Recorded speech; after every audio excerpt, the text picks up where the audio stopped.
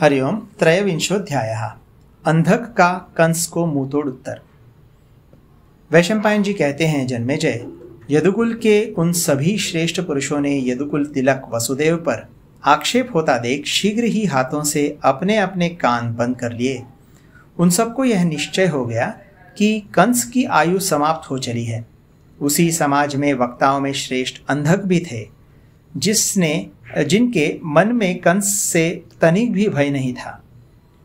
उन्होंने धैर्य से अपनी वाणी को विकार रहित रखते हुए कंस से ओजस्वी स्वर में कहा, बेटा, तुमने जो इतनी देर तक भाषण देने का कष्ट उठाया है, तुम्हारा यह परिश्रम मेरे मत में आदर या प्रशंसा के योग्य नहीं है। यह सर्वथा अनुचित है। श्रेष्ठ पुरुषों ने इसकी सदा निंदा की है। विशेषतः अपने बंधु बांधवों के प्रति ऐसा आक्षेप सर्वथा निंदित है। वीर, अब इस समय मैं जो कुछ कहता हूं उसे ध्यान देकर सुनो। यदि तुम यादव नहीं हो या अपने को यादव नहीं मानते हो तो ये यदुवंशी तुम्हें जबरदस्ती यादव नहीं बना रहे हैं और न बनाना चाहते हैं। वत्स, जिनके शासक तुम हो वे वृष्णिवंशी आदर और प्रशंसा के योग्य हो ही नहीं सकते। इक्ष्वाकु वंश में एक प्रजापीड़क राजा उत्पन्न हुआ था जो स्वयं ही किसी समय राज छोड़कर भाग गया अथवा मिट गया। इस यदुकुल में तुम भी वैसे ही जान पड़ते हो, अतः तुम्हारी भी वैसी ही दशा होने वाली है। तुम भोज हो, यादव हो अथवा कंस हो या जैसा तैसा कोई भी हो, तुम्हारा मस्तक तुम्हारे साथ ही उत्पन्न हुआ है और वह अभी तक मौजूद है। तुम उस पर बड़ी बड़ी जटाएं रखा लो अथवा मुंड मुड़ा लो। यदि तुम यादव रहना नहीं चाहते तो जो चाहो वही बन जाओ। मेरी दृष्टि में तो यह उग्रसेन शोचनीय है, जो हम लोगों में कुलांगार पैदा हो गया और जिस दुर्जाति ने तुम्हारे जैसे बेटे को जन्म दिया। मनीषी पुरुष अपने मुख से अपने गुणों का बखान नहीं करते हैं। दूसरे के द्वारा वर्णित या प्रशंसित हुए गुण ही सफल होते हैं और वेदार्थ के तुल्य प्रामाणिक माने जाते हैं। भूमंडल में यह यदुवंश समस्त भूपालों के लिए निंदनीय बन गया, क्योंकि तुम्हारे समान कुलनाशक, मूर्ख और अविवेकी बालक इन यादवों का शासक है। तुमने निंदायुक्त वचनों को उत्तम मानकर जो यहाँ कहा है, उनसे कोई कार्य तो सिद्ध हुआ नहीं, केवल तुम्हारे स्वरूप का स्पष्टीकरण हो गया है।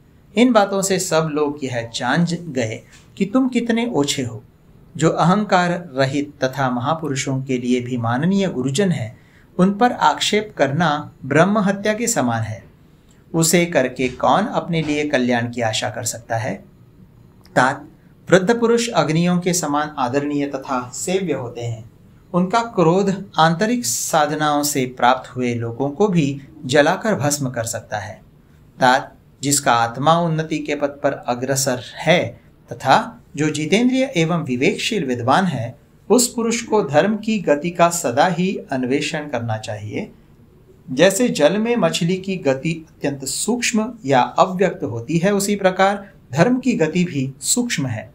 तुम तो केवल अहंकार वश यहाँ बैठे हुए अग्नि के समान तेजस्वी वृद्ध पुरुषों को अपनी मर्म भेदिनी वाणी द्वारा पीड़ा दे रहे हो। जैसे मंत्र का उच्चारण किए बिना दी हुई आहुति व्यर्थ होती है, उसी प्रकार तुम्हारी ये आक्षेपपूर्ण बातें निष्फल हैं। वसुदेव ने अपने पुत्र की रक्षा के लिए जो कुछ किया है, उसके लिए जो तुम इन पर आक्षेप करते हो, वह सब तुम्हारा मिथ्या प्रलाप है। उस विषय में कही गई तुम्हारी इन कायरतापूर्ण बातों की मैं निंदा करता हूँ। पुत्र क्रूर स्वभाव का हो जाए तो भी पिता उसके प्रति निष्ठुर नहीं हो सकता, क्योंकि पुत्रों के लिए पिताओं को कितनी ही कष्टदायिनी विपत्तियां झेलनी पड़ती है। यदि वसुदेव ने उस समय अपने पुत्र को उसकी रक्षा के लिए छिपा दिया था तो यह कोई अनुचित कर्म नहीं किया। यदि तुम इसे न करने योग्य बुरा कर्म मानते हो तो इस विषय में अपने पिता से ही पूछो। वसुदेव पर आक्षेप और यादव कुल की निंदा करके तुमने यहाँ यादव कुमारों के वैर जनित विषय का ही उपार्जन किया है। यदि वसुदेव ने अपने पुत्र के प्राण बचाकर अनुचित कर्म किया है तो उग्रसेन ने शैशवावस्था में तुम्हें क्यों नहीं मार डाला था। पुत्र पुत नामक नरक से पितरों की रक्षा करता है, इसलिए धर्म के पुरुष पुत्र को पुत्र कहते हैं। श्री कृष्ण और नवयुवक संकर्षण भी यादव ही हैं, किंतु तुमने उनके उत्पन्न होते ही उनसे वैर बांध लिया। फिर उन दोनों ने मन में वैर भाव को स्थान देकर तुमसे शत्रुता बांध ली है। अतः इस वैर भाव में प्रथम अपराध तुम्हारा ही है। तुमने वसुदेव पर आक्षेप किया और वसुदेव पुत्र श्री कृष्ण के मन में अपने प्रति क्रोध उत्पन्न कर दिया। इससे समस्त यादवों के हृदय यहाँ कंपित हो उठे हैं। एक तो श्री कृष्ण के प्रति तुम्हारा द्वेष था ही, दूसरे तुमने वसुदेव की भरपूर निंदा भी कर डाली। इससे ये अशुभ सूचक अपशकुन प्रकट होकर तुम्हारे लिए भय की प्राप्ति बता रहे हैं। जब रात समाप्त हो रही हो उस समय सर्पों और बुरे स्वप्नों का दर्शन अत्यंत कष्टदायक होता है। ये जो शकुन दिखाई देते हैं वे इस नगरी के भावी वैधव्य की सूचना देने वाले हैं। अब तक जो कारण प्राप्त हुए हैं उनसे हमें ऐसा ही अनुमान होता है। यह भयंकर ग्रह राहु आकाश में अपनी किरणों द्वारा स्वाति का वेध कर रहा है तथा भयानक दिखाई देने वाला मंगल सर्वतोभद्र चक्र में वक्रीभूत होकर चित्रा नक्षत्र पर स्थित है। इस पर टिप्पणी है, ज्योतिष के अनुसार सर्वतोभद्र नामक चक्र में मृगशिरा कंस का जन्म नक्षत्र है। उससे दशम नक्षत्र चित्रा है जो उसी का कर्म नक्षत्र है। वहीं भयंकर ग्रह राहु जो क्रूर ग्रह माना गया है स्थित है। मंगल भी वक्र गति से वहीं आ गया है। इन दोनों ने कर्म नक्षत्र को व्याप्त करके जन्म नक्षत्र को विरुद्ध कर दिया है। इसका फल बताते हुए अंधक कहते हैं, कंस तुम्हारा जीवित रहने के लिए जो प्रयत्न है वह निष्फल होगा और तुम्हारे देह का भी नाश हो जाएगा।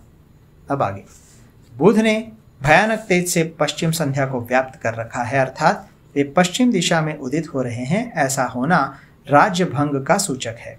तथा शुक्र ने वैश्वानर पथ मतलब सूर्य मार्ग पर अतिचार गति से चलना आरंभ किया है। सूर्य को लांग कर जाना ही अतिचार है। धूमकेतु नामक उत्पाद ग्रह के पुच्छ भाग से भरणी आदि 13 नक्षत्र विरुद्ध हो गए हैं, इसलिए वे चंद्रमा का अनुसरण नहीं करते हैं। पूर्व काल की संध्या परिघ से ग्रस्त है। परिघ मतलब सूर्यमंडल में लगा हुआ तिरछा डंडा परिघ कहलाता है। परिघ से ग्रस्त है। वह अपनी प्रभावों द्वारा सूर्यदेव को बाधा पहुंचाती है तथा पशु और पक्षी अपनी बोली बोलते हुए प्रतिकूल दिशा से होकर जाते हैं। दोनों संध्याओं के समय एक भयानक गीध की श्मशान भूमि से निकलकर अपने निश्वास से अंगार की वर्षा करती और बहुत बोलती हुई मथुरापुरी के चारों ओर चक्कर लगाती है। कुछ ही समय पहले वज्रपात की सी ध्वनि के साथ पृथ्वी पर उल्कापात हुआ है। यह पृथ्वी तथा पर्वतों के शिखर अकस्मात कांपने लगे हैं। अभी पिछले दिनों राहु ने सूर्य पर ग्रहण कर दिया था, जिससे दिन में ही रात हो गई थी। धूम और उत्पातों से संपूर्ण दिशाएं व्याप्त है। सूखे में ही बिजलियां गिरती हैं। मेघ बिजली और गड़गड़ाहट के साथ रक्त की वर्षा करते हैं। देवताओं की प्रतिमाएं अपने स्थान से हट जाती हैं और पक्षी वृक्षों को त्याग देते हैं। ज्योतिषी लोग राजा के विनाश की सूचना देने वाले जो अशुभ निमित्त मतलब अपशकुन बताते हैं, उन सबको हम लोग देख रहे हैं। तुम भी स्वजनों से द्वेष रखते हो, राजधर्म से विमुख हो चुके हो और अकारण ही तुम्हें क्रोध आ जाता है। इससे जान पड़ता है कि निकट भविष्य में ही तुम्हारे ऊपर भय आने वाला है। दुर्बुद्धे, तुम जो देवताओं तथा वसुओं के समान तेजस्वी बूढ़े वसुदेव पर मोहवश आक्षेप कर रहे हो, इससे तुम्हारी आत्मा को शांति कैसे मिल सकती है? तुम्हारे प्रति जो हमारा स्नेह रहा है उसे हम लोग आज त्याग देते हैं। तुम अपने वंश का अहित करने वाले हो, अतः हम सब एक क्षण भी तुम्हारे पास नहीं बैठेंगे। वे दानपति अक्रूर धन्य हैं जो आज वन में गए हुए अनायास ही महान कर्म करने वाले कमल नयन श्री कृष्ण को अपनी आंखों से देखेंगे। तुम्हारे कारण इस यदुवंश की जड़ कट गई है। अब श्री कृष्ण ही आकर समस्त भाई बंधुओं को जुटाएंगे और उनमें मेल कराएंगे। इन बुद्धिमान वसुदेव ने तो तुम्हारे अपराध को क्षमा ही कर दिया है। काल ने तुम्हारी विवेक शक्ति नष्ट कर दी है, अतः तुम जो चाहो बकते रहो। कंस, मुझे तो यही अच्छा लगता है कि तुम वसुदेव को साथ लेकर श्री कृष्ण के स्थान पर जाओ और उनके साथ संधि करना स्वीकार करो। इस प्रकार श्री महाभारत के खिलभाग हरिवंश के अंतर्गत विष्णु पर्व में अंधक का वचन विषयक 23वां अध्याय पूरा हुआ।